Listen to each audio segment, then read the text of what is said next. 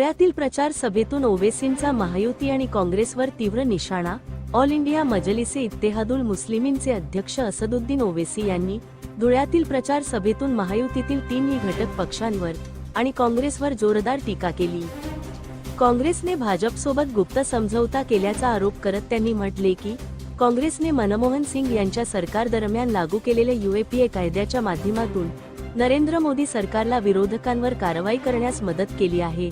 या कायद्याचा फटका दलित, मुस्लिम आणि आदिवासी समाजावर बसत असल्याची टीका त्यांनी केली। काँग्रेसचे कोणतेही नेते स्वातंत्र्यानंतर तुरुंगवास भोगले नाहीत हे नमूद करत काँग्रेसने चुकीचे कायदे बनवण्यात मोदींना साथ दिल्याचा आरोप ओवेसी यांनी या सभेत केला।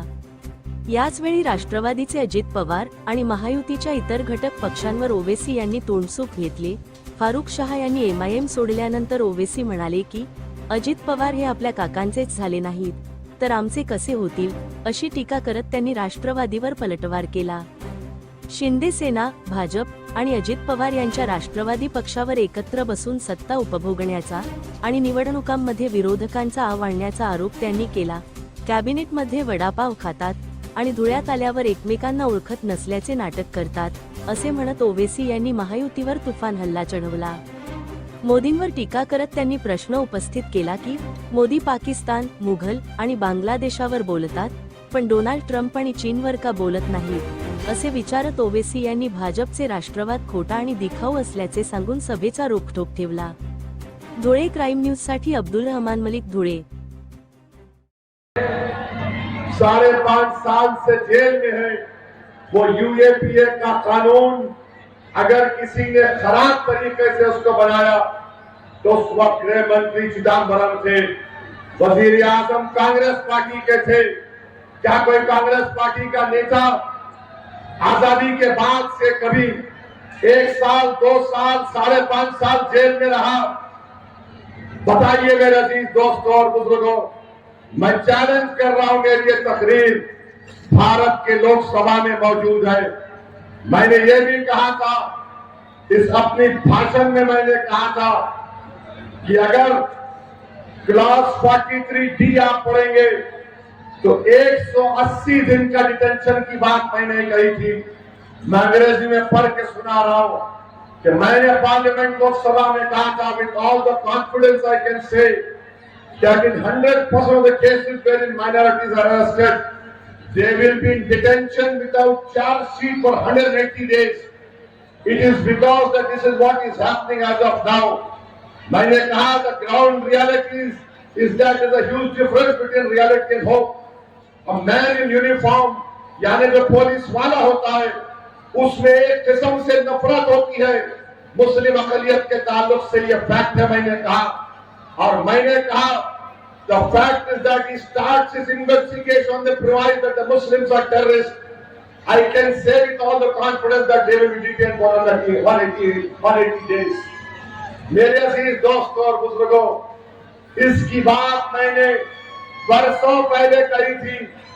आज जिन बच्चे जेल में सड़ रहे, जो मोदी के खिलाफ अगर कोई तकरीर करता है या फेसबुक पर सरकार उस कानून को इस्तेमाल करती है जिसको डॉक्टर मनमोहन सिंह की सरकार ने इसको मंजूर करवाया था।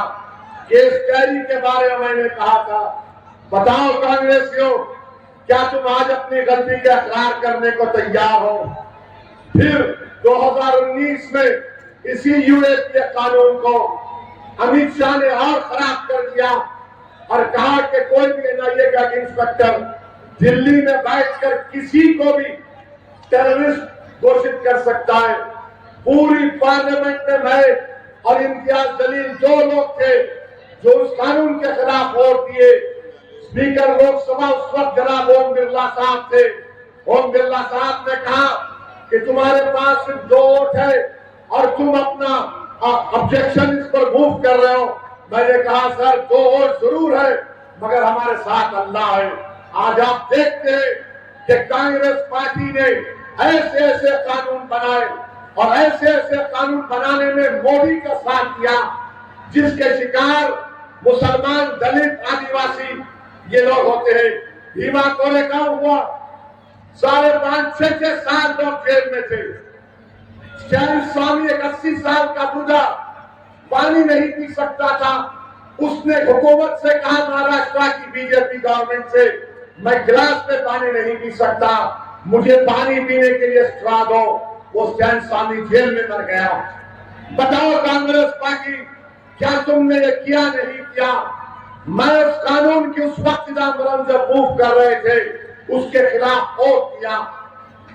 अमित शाह कानून लेकर आए, उसके खिलाफ वोट किया। आज कांग्रेस पार्टी आकर हमसे कहती है कि मजलिस फिरका परस्त है।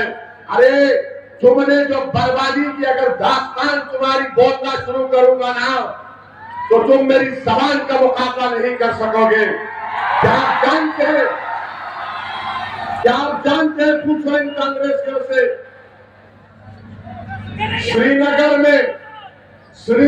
में हजरत बल है, जहां पर रसूलुल्लाह सल्लल्लाहु अलैहि वसल्लम का मुए मुबारक बाल मुबारक है। 1962 दिसंबर में वो चोरी हो गया, पूरे मुल्क में फसाद हुआ।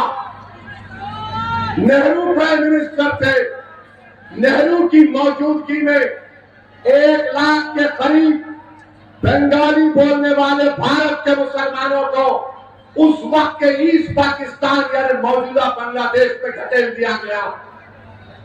ये जो नॉर्थ ईस्ट के स्टेट ज्यादा नहीं बने थे, 15,000 मुसलमानों की डिपोर्टेशन नोटिस दी गई या उनको ईस्ट पाकिस्तान में धकेल दिया गया। आज नरेंद्र मोदी वही पॉलिसी को लेकर चल रहे हैं, जो दिखता मुसलमान बांग्लादेशी बोल दो उसको। मेरे भाई, ये इनकी दास्तान है, इसीलिए लोग असदुद्दीन ओवैसी से नफरत करते हैं। बताओ कांग्रेसियों, क्या आपके दौर में नहीं हुआ?